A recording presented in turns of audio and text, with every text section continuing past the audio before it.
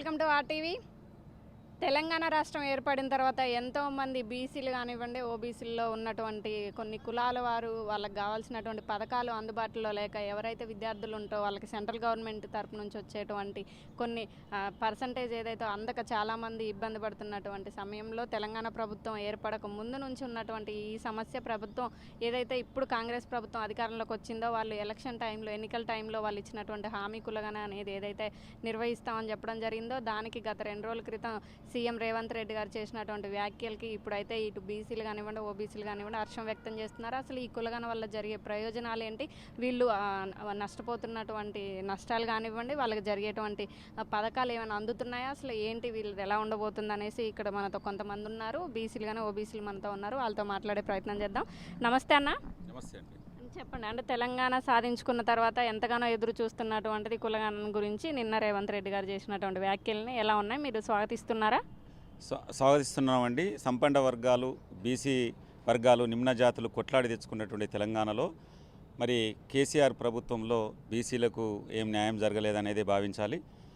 ఇటీవలనే నూతనంగా కొలువైనటువంటి తెలంగాణ కాంగ్రెస్ ప్రభుత్వం, సీఎం రేవంత్ రెడ్డి గారు మరి వారు ఎన్నికల మేనిఫెస్టోలో తెలంగాణ ప్రజలకు ఇచ్చినటువంటి హామీలు నెరవేర్చడంలో భాగంగా 6 గ్యారెంటీలను అమలు చేసేటువంటి 100 రోజులలో 6 గ్యారెంటీలను అమలు చేస్తాననే లక్ష్యంగా పెట్టుకొని మరి పనిచేస్తూ ఉన్నారు.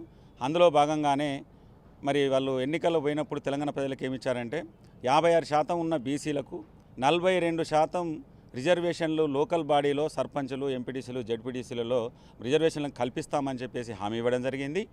ఆ హామీలో భాగంగానే నిన్న రేవంత్ రెడ్డి మరి తెలంగాణ ముఖ్యమంత్రి సీఎం రేవంత్ రెడ్డి గారు మరి వెంటనే ఆదేశాలు జారీ చేసి కులగణన చేయాలి, 42% మరి లోకల్ బాడీలో రిజర్వేషన్లు కల్పించిన తర్వాతనే ఎన్నికలకు పోదామనే ఒక ఆలోచనను ప్రకటించడం జరిగింది. దాన్ని తెలంగాణ బీసీ కులాల ఐక్యవేదిక రాష్ట్ర అధ్యక్షునిగా మరి దాన్ని స్వాగతిస్తున్నాం తెలంగాణ బీసీ కులాల పక్షాన. అదేవిధంగా మరి ఏ విధంగా జరుగుతుంది అనేది న్యాయం మరి ఎన్నికల లోపు జరుగుతుందా, జరిగితే ఎన్నికలలో మరి 56% ఉన్నటువంటి తెలంగాణలో 56% ఉన్నటువంటి 130 కులాలు అని చెప్పబడుతున్నటువంటి మరి బీసీ కులాలకు రాజకీయంగా ప్రాతినిధ్యం కలుగుతుందని చెప్పేసి ఒక ఆశాభావం వ్యక్తం చేస్తూ ఉన్నాం మేము. ఇది స్వాగతించాల్సినటువంటి విషయం. ప్రత్యేకంగా మరి అన్ని కులాల పక్షాన మరి ఓరుగల్లు వేదికగా, చారిత్రాత్మకమైన ఓరుగల్లు వేదికగా మీ ఆర్టీవీ ద్వారా సీఎం రేవంత్ రెడ్డి గారికి ప్రత్యేక ధన్యవాదాలు తెలియజేస్తాం. దాన్ని అమలుపరచాలి, అమలు పరుస్తారనే ఆశాభావం వ్యక్తం చేస్తూ ఉన్నాం. అంటే ఇప్పుడు మీరు ఓబీసీలో కానివ్వండి, బీసీలో కానివ్వండి కులగణన జరగాలి అని అంటున్నారు. అసలు ఎన్ని కులాలు అనేది కలవాలి, ఇంకా ఎంతమంది నష్టపోతున్నారు, అసలు దీనివల్ల మీకు ప్రభుత్వం నుంచి వచ్చేటువంటి పథకాలు అందుతున్నాయా అసలు ఇప్పటివరకు? వాస్తవంగా చెప్పాలంటే ఒక కేంద్రంలో ఉన్నటువంటి బీజేపీ ప్రభుత్వం బీసీ ప్రధానమంత్రి అని చెప్పుకుంటా ఉన్నాడు. మరి ఓకే, బీసీ ప్రధానమంత్రి అని చెప్పుకుంటా ఉన్నాడు, కానీ ఇంతవరకు 76 సంవత్సరాల స్వాతంత్ర భారతదేశంలో అసలు బీసీల కులగణన జరగలేదు. బీసీల కులగణన జరిగితే బీసీలకు న్యాయం జరిగేది. కానీ ఆ దిశగా కేంద్ర ప్రభుత్వాలు, గత పాలకులు కానీ ఇప్పుడు 10 సంవత్సరాలుగా కేంద్రంలో పరిపాలిస్తున్న మోడీ ప్రభుత్వం కానీ చేపట్టలేదని చెప్పాలి. అందువల్ల చాలా అన్యాయం జరుగుతూ ఉన్నది బీసీలకు. మరి ఇప్పటికైనా కూడా మరి బీసీ కుల గణన చేపట్టి బీసీలకు న్యాయం చేయాలని చెప్పేసి రాబోయే పార్లమెంటులో ఏదైతే ప్రభుత్వం కేంద్రంలో కొలువైతుందో ఆ ప్రభుత్వాన్ని కూడా మేము కోరుతా ఉన్నాం బీసీ కులాల ఐక్యవేదిక పక్షాన.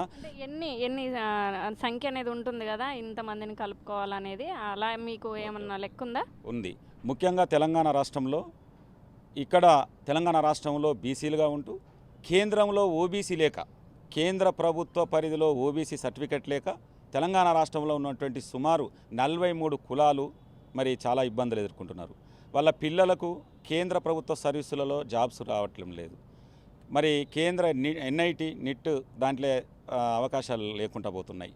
విద్యా అవకాశాలు లేవు, ఉద్యోగ అవకాశాలు లేవు. కేంద్ర ప్రభుత్వం కల్పిస్తున్నటువంటి రాయితీలలో కూడా ఓబీసీ సర్టిఫికెట్ లేక కోల్పోతూ ఉన్నారు. మరి ఇటీవలనే గత ప్రభుత్వం సీఎం కేసీఆర్ అప్పుడు అనేక బీసీ సంఘాల వాళ్ళు అనేక ఉద్యమాలు చేసినటువంటి మరి ఇక్కడ ఓరుగల్లు వేదికగా అనేక మంది మేధావులు, డాక్టర్ శేషు లాంటి వాళ్ళు, మేము అందరం కలిసి కులగణన చేపట్టాలని అనేక ఉద్యమాలు చేపట్టడం జరిగింది ఓరుగల్లు వేదికగా. దానిలో భాగంగానే కొన్ని కులాలకు గత ప్రభుత్వం కొన్ని కులాలను చేర్చాలని నివేదిక కూడా ఇవ్వడం జరిగింది కేంద్ర ప్రభుత్వానికి. ఇప్పుడు కేంద్ర ప్రభుత్వం దగ్గర ఆల్రెడీ 43 కులాలను చేర్చాలని ఓబీసీ కమిషన్, కేంద్ర ఓబీసీ కమిషన్ పూర్తి చేసి నివేదిక ఉంది.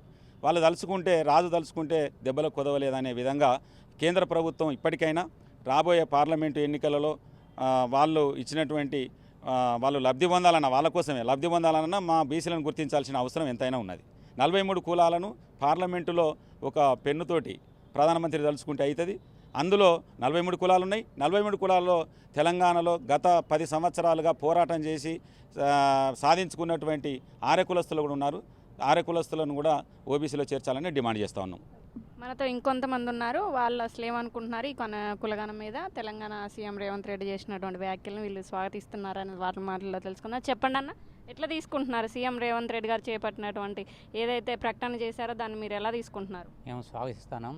రేవంత్ రెడ్డి చేసిన వాక్యాలను స్వాగతిస్తాను. గత పాలకులు దానికి ఎప్పుడు ఓబీసీలను మనకు అంటే ఓబీసీ కాకుండా బీసీలను గుర్తిస్తానని చెప్పి ఇప్పటి వరకు గుర్తించలేదు.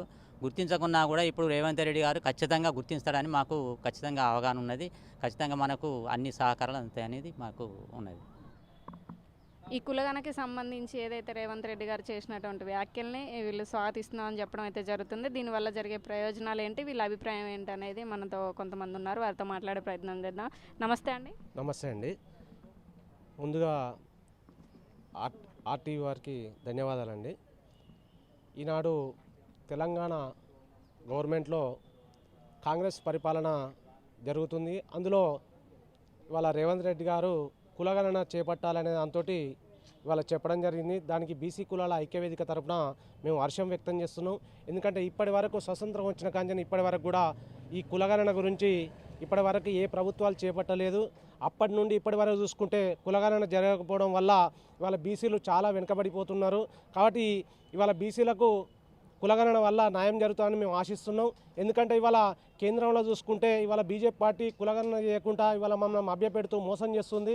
ఇవాళ రాహుల్ గాంధీ పిలుపు కులగణన భారతదేశం మొత్తం కూడా చేపడతామంటూ, అలాగే ఇక్కడ తెలంగాణలో రేవంత్ రెడ్డి గారు కూడా కులగణన చేపడతామని చెప్పడం వల్ల కూడా ఇవాళ బీసీ సంఘాలు అన్నీ కూడా హర్షం వ్యక్తం చేస్తున్నాయి.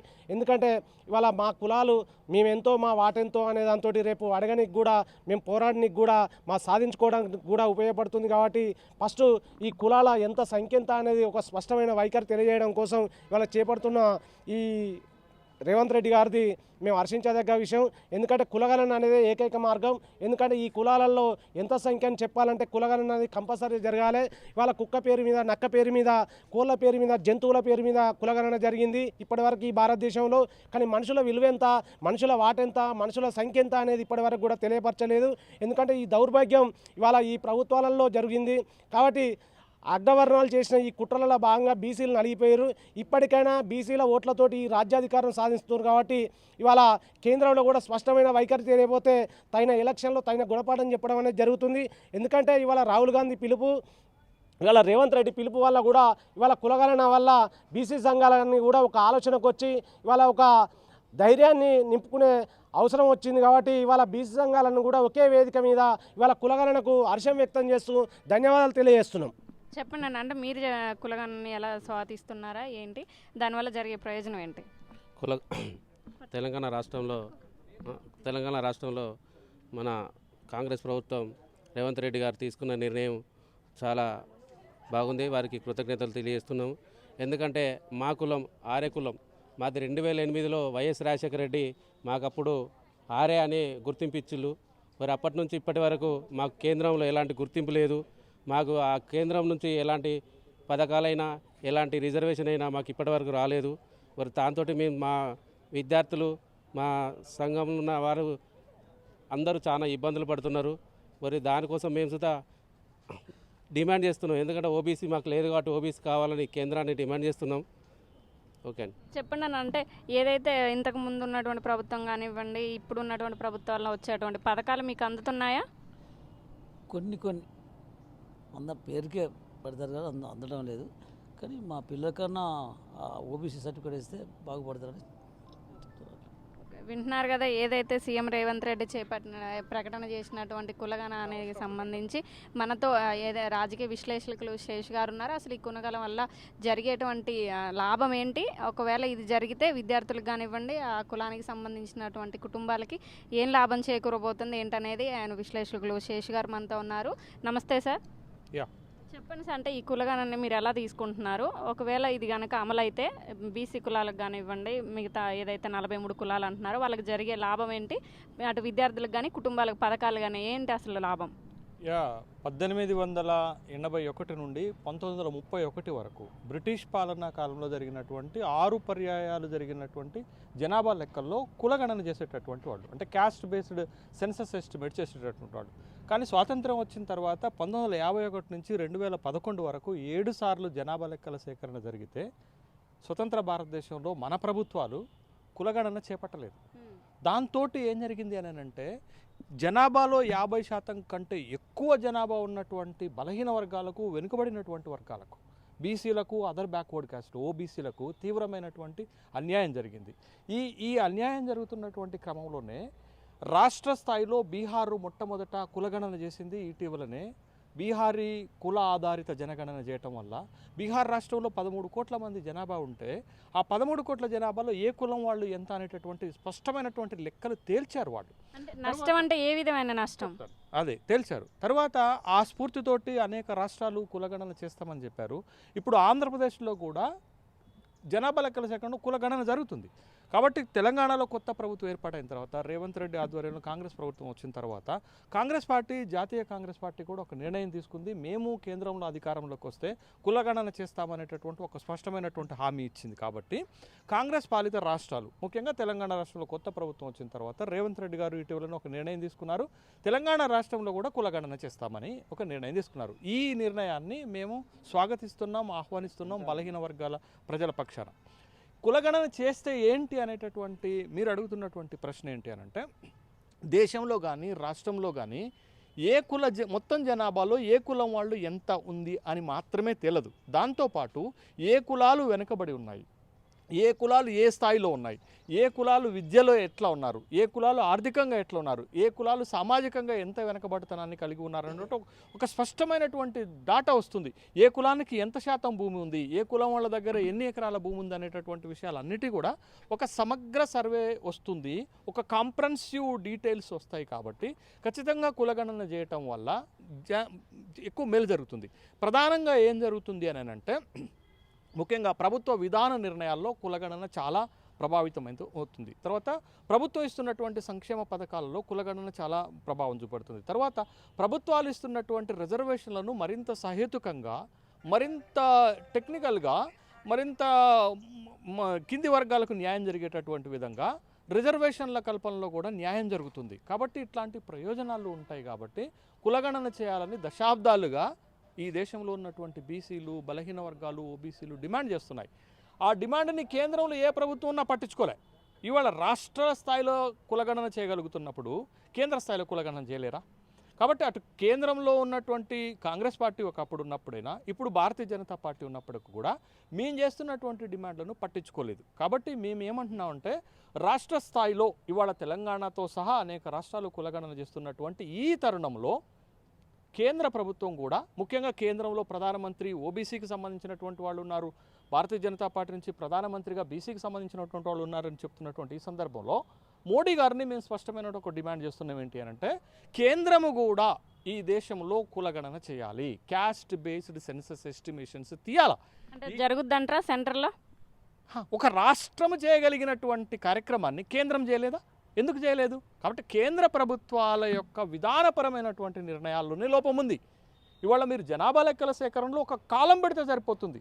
ఓబీసీలు ఎంతమంది ఉన్నారు ఈ దేశంలో అంటే, అరే చెట్లు ఎన్నున్నాయి, పుట్టలు ఎన్నున్నాయి, పులులు ఎన్నున్నాయి, నక్కలు ఎన్నున్నాయి, వివిధ జీవజాతులు ఎన్నున్నాయి అనేటటువంటి లెక్కలు చేసేటటువంటి యంత్రాంగం ఉన్న ప్రభుత్వాలకు, అరే ఓబీసీలు ఈ దేశంలో సగానికి పైగా ఉన్నారు, వాళ్ళ లెక్కలు తీయటానికి ఉన్నటువంటి అభ్యంతరాలు ఏంటి, మీకు వస్తున్నటువంటి అభ్యంతరం ఏంటి? తీయకపోవడంలో మీకున్నటువంటి లిమిటేషన్స్ ఏంటనేటటువంటి ప్రశ్న ఇవాళ ఈ దేశంలో ఉన్నటువంటి ఓబీసీలందరికీ సందేహాలు ఉన్నాయి. అంటే కేవలం మేము ఓట్లు వేసేటటువంటి యంత్రాలుగాను, మిమ్మల్ని అధికారంలోకి తీసుకురావడానికి ఓట్లు వేసేటటువంటి వాళ్ళగానే భావిస్తున్నారా, లేకపోతే వీళ్ళ సమగ్ర అభివృద్ధి కోసం వీళ్ళ జనాభా ఎంత, వీళ్ళ సోషల్ స్టేటస్ ఎంత, ఎకనామిక్ స్టేటస్ ఎంత, వీళ్ళకి రాజకీయంగా వస్తున్నటువంటి అవకాశాలు ఎంత అనేటటువంటి ఒక స్పష్టమైనటువంటి లెక్కలు తీయటంలో మీకున్నటువంటి అభ్యంతరాలు ఏంటి అనేటటువంటి ప్రశ్నలు అడుగుతున్నాం. కాబట్టి ఇవాళ కులగణన చేయటం ద్వారా ఈ దేశంలో ఎంతమంది బలహీన వర్గాలు ఉన్నారు, వాళ్ళ స్టేటస్లు ఏంటి అనేటటువంటి విషయం స్పష్టమవుతుంది. కాబట్టి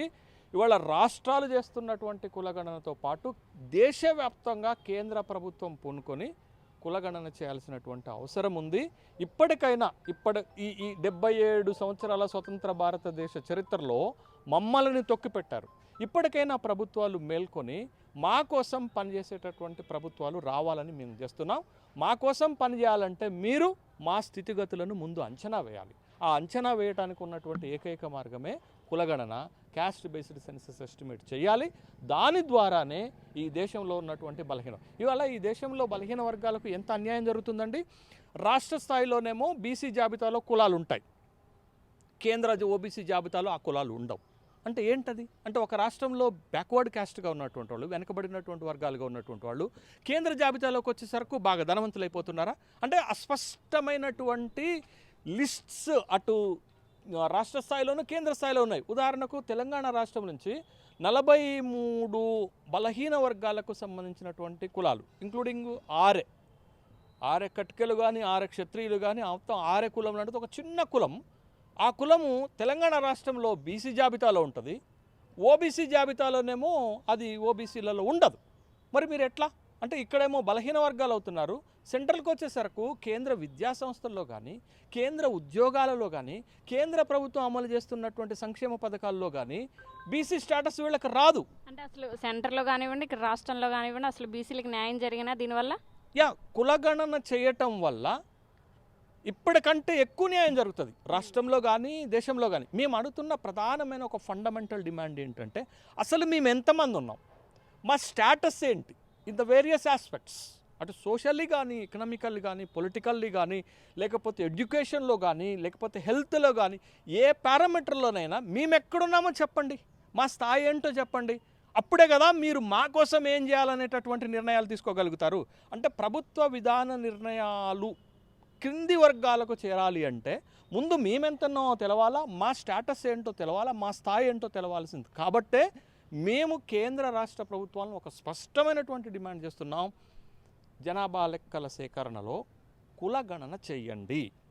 ఇవాళ కాంగ్రెస్ పార్టీ, జాతీయ కాంగ్రెస్ పార్టీ ఒక స్పష్టమైన నిర్ణయం తీసుకుంది. సరే, అది పరిపాలించినప్పుడు మాకు అన్యాయం చేసి ఉండొచ్చు, కానీ వాళ్ళ తప్పులను తెలుసుకొని వాళ్ళు ఒక స్పష్టమైనటువంటి నిర్ణయం తీసుకున్నారు.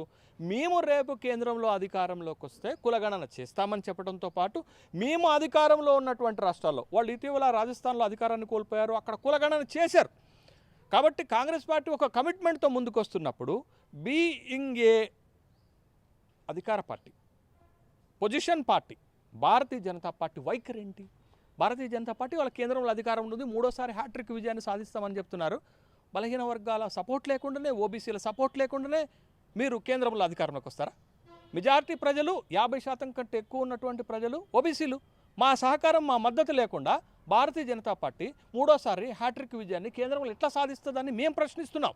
కాబట్టి కాంగ్రెస్ పార్టీ, ఈ దేశంలో జాతీయ పార్టీలు 2 ప్రధాన జాతీయ పార్టీలు ఉంటే కాంగ్రెస్ పార్టీ ఒక స్పష్టమైనటువంటి వైఖరి తీసుకొని చెప్తుంది, మేము కులగణన చేస్తామని వాళ్ళు చెప్తున్నారు. మరి మీరు ఎందుకు చెప్పరు? అంటే మీకు ఆలోచన లేదా? అంటే బలహీన వర్గాల పట్ల మీకు చిత్తశుద్ధి ఇదేనా?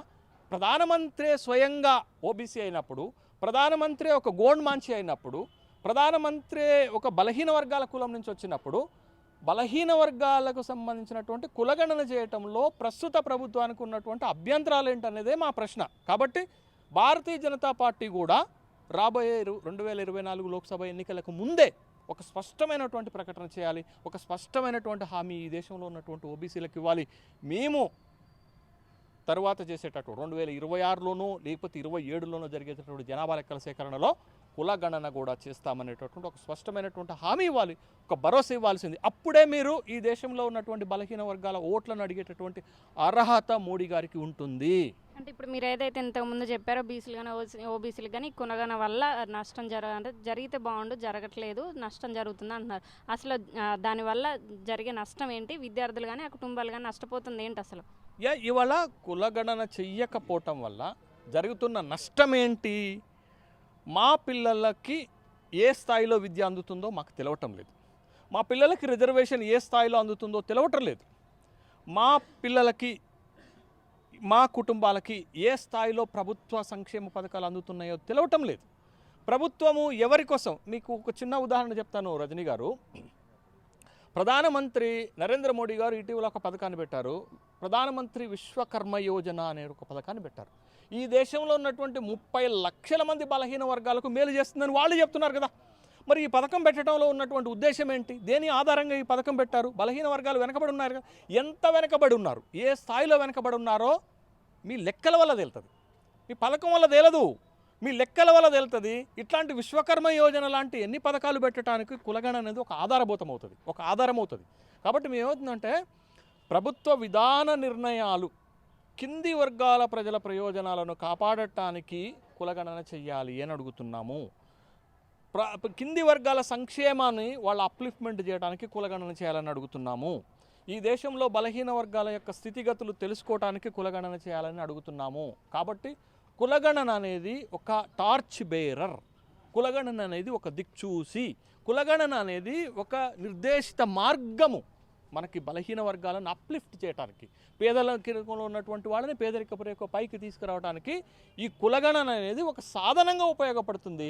మరి ఇంత మంచి సాధనాల మీద మీరు కేంద్ర ప్రభుత్వాలు ఎందుకు నిర్లక్ష్యంగా ఉన్నాయనేటటువంటి ప్రశ్న అడుగుతున్నాం. ఇవాళ బీహార్ సక్సెస్ఫుల్గా కులగణన చేసింది, ఆంధ్రప్రదేశ్లో సక్సెస్ఫుల్గా కులగణన జరుగుతుంది, తెలంగాణ రాష్ట్రం కూడా ఒక నిర్ణయం తీసుకుంది కులగణన చేస్తామని చెప్పేసి. అక్కడ మహారాష్ట్రలో కులగణన జరిగింది, అక్కడ రాజస్థాన్లో కులగణన జరిగింది. కేంద్ర ప్రభుత్వంగా మీకున్న అభ్యంతరం ఏంటనేటటువంటి ప్రశ్నే ఇవాళ మొత్తం భారతదేశంలో ఉన్నటువంటి ఓబీసీలు అడుగుతున్నటువంటి ప్రశ్న. కాబట్టి ఇవాళ మీరు ఇదే ప్రభుత్వము రోహిణి కమిటీ వేసి, జస్టిస్ రోహిణి కమిటీ వేస్తే, జస్టిస్ రోహిణి కమిటీ చెప్పినటువంటిది ఏంటో తెలుసా అండి? ఈ దేశంలో 2700 ఓబీసీ కులాలు ఉంటే 37% కులాలకు ఇంతవరకు ఈ దేశంలో ఏ ప్రయోజనం జరగలేదని మీరు వేసిన జస్టిస్ రోహిణి కమిటీ మీకు రిపోర్ట్ ఇచ్చింది. ఆ రిపోర్ట్ ద్వారానే నాకు తెలుస్తుంది కదా ఈ దేశంలో బలహీన వర్గాలకు అన్యాయం జరిగింది ఈ 77 సంవత్సరాల స్వతంత్ర భారతదేశ చరిత్రలో. ఇప్పటికైనా ఈ అన్యాయాన్ని సరిదిద్దటానికి మేము అడుగుతున్నది కులగణన చేయమని అడుగుతున్నాం, కేంద్రంలో ప్రత్యేక మంత్రిత్వ శాఖను ఏర్పాటు చేయమని అడుగుతున్నాం. దానివల్ల కేంద్ర బడ్జెట్లో 45 లక్షల కోట్ల రూపాయల బడ్జెట్ కేంద్రాన్ని, దాంట్లో మాకు అటెన్షన్ పెరుగుతుంది. కాబట్టి ఒక ప్రత్యేక మంత్రిత్వ శాఖను ఏర్పాటు చేయమని అడుగుతున్నాం. బీసీ కులాల్లో ఉండి ఓబీసీలో లేని కులాలను చేర్చమని అడుగుతున్నాం. తర్వాత మేము అడుగుతున్నటువంటి ప్రధానమైన డిమాండు, చట్టసభల్లో మాకు రిజర్వేషన్లు లేవు, చట్టసభలలో మాకు రిజర్వేషన్లు కల్పించి. అరే మోడీ ప్రభుత్వం ఎంత గొప్ప ప్రభుత్వం అండి, ఎంత గ్రేట్ అండి. మహిళల బిల్లుని ఆమోదింపజేసింది, మహిళా బిల్లును ఆమోదించి మహిళలకు రిజర్వేషన్లు ఇవ్వగలిగినటువంటి ఒక కరేజ్ ఉన్నటువంటి మోడీ ప్రభుత్వము ఎందుకు బీసీలకు ఇవ్వలేదా చట్టసభల్లో రిజర్వేషన్? కాబట్టి చట్టసభల్లో రిజర్వేషన్లు కావాలి, కులగణన జరగాలి, ప్రత్యేక మంత్రిత్వ శాఖను ఏర్పాటు చేయాలి, రాష్ట్రాల్లో ఓబీసీలో ఉన్నటువంటి కులాలను సెంట్రల్లో ఓబీసీ జాబితాలో చేర్చాల్సినటువంటి బాధ్యత ఈ ప్రభుత్వం పైన ఉంది. ఇప్పటి వరకు మాకు జరిగినటువంటి అన్యాయం చాలు. ఇక రాబోయేటటువంటి ప్రభుత్వాలైనా మా ప్రభుత్వాలు రావాలి, రాబోయేటటువంటి ప్రభుత్వాలైనా మా కోసం పనిచేయాలి, రాబోయే ప్రభుత్వాలైనా ఈ వర్గాలను పైకి తీసుకొచ్చేటటువంటి కార్యక్రమాలను చేయాల్సినటువంటి బాధ్యత ఉంది. కాబట్టి దీంట్లో మొదటి అడుగు, first step caste based census estimates, మొదటి అడుగు. ఒకవేళ సెంటర్ అంటే స్టేట్లో మీరు స్వాగతించారు, వాళ్ళు ప్రకటించారు, సెంటర్లో కనుక ఈ కులగణన అనేది జరగకపోతే మీ కార్యాచరణ ఎలా ఉండబోతుంది? ఇప్పుడు యాక్చువల్గా ఏ ప్రభుత్వమైనా రాష్ట్రంలో కానీ కేంద్రంలో కానీ అధికారంలోకి రావాలి అంటే అది బీసీల ఓట్లు ఓబీసీల ఓట్లే ప్రధాన పాత్ర పోషిస్తాయి. ఇక్కడ వచ్చిన సమస్యల్లో ఏంటి అని అంటే మా బీసీలకు ఓబీసీలకు మా ప్రభుత్వాలు ఏవి, మా పార్టీలు ఏవి, మా కోసం పనిచేసే ఏవనేటటువంటి ఒక కాన్షియస్నెస్ రావటం లేదు. రాకపోవటం వల్లనే మావి కాని ప్రభుత్వాలను మేము ఎన్నుకొని అడుక్కుంటున్నాం. ఇంత ప్రత్యేక పథకాలు ఇవ్వండి, సంక్షేమ పథకాలు ఇవ్వండి అని అడుక్కుంటున్నాం. బట్ ఈ దశ నుంచి మా వాళ్ళు మారితే, ఒక కాన్షియస్నెస్ వస్తే బీజేపీ ప్రభుత్వం దేశవ్యాప్తంగా కులగణన చేస్తుంది అని అంటే అది మా పార్టీ అవుతుంది. కాంగ్రెస్ పార్టీ చేస్తుందన్నా ఇది మా పార్టీ అవుతుంది. రెండిట్లో ఏది మంచి పార్టీ మేము ఎన్నుకోవాలి, మేము సెలెక్ట్ చేసుకోవాల్సి ఉంటుంది. కానీ ఇప్పుడు 2 జాతీయ పార్టీలు ఉంటే కాంగ్రెస్ ఏం చెప్తుంది? కులగణన మేము చేస్తామని చెప్తుంది. భారతీయ జనతా పార్టీ ఏం చెప్తుంది? ఏమి చెప్పట్లేదు. కాబట్టి ఈ రెండిట్లో మా పార్టీ ఏది? మేము ఇప్పుడు ఈ దేశంలో ఉన్నటువంటి బలహీన వర్గాలన్నిటికీ సూటిగా మనం ఆర్టీవీ ద్వారా ఒక ప్రశ్న వేద్దాం. తెలంగాణ రాష్ట్రంలో ఉన్న బీసీలకు కూడా ఒక ప్రశ్న వేద్దాం. కాంగ్రెస్ పార్టీ ఒక స్పష్టమైన వైఖరి చెప్తుంది, మేము కులగణన చేస్తామని చెప్తుంది. భారతీయ జనతా పార్టీ ఏం చెప్తుంది? ఏమీ చెప్పట్లేదు. కాబట్టి ఈ 2 జాతీయ పార్టీల్లో మా పార్టీ ఏదనేటటువంటి నిర్ణయం తీసుకోలేని స్థాయిలో మేము ఉండటం మాకు అవమానకరమైనటువంటిది. కాబట్టి మేము ఈ మీడియా దగ్గర మీరు వచ్చినప్పుడు మా సత్తా చూపిస్తాం, ఇక మనం దింపేస్తామని మేము పెద్ద కోతలకు వస్తాం. దాంట్లో సిగ్గుపడుతున్నాను నేను. కానీ ఇప్పటికైనా బలహీన వర్గాలు అసలు మన ప్రభుత్వాలేవి, మన పార్టీలేవి, మనకి ఎవరికి ఓటేస్తే మనకి న్యాయం జరుగుతుంది అనేటటువంటి ఒక కాన్షియస్నెస్కి వచ్చినప్పుడే బలహీన వర్గాలు తమ ప్రయోజనాలను కాపాడుకోగలుగుతారు. ఆ విధంగా బలహీన వర్గాలు రేపటి ఎన్నికల్లో ఆలోచన చేస్తారని ఆశిద్దాం.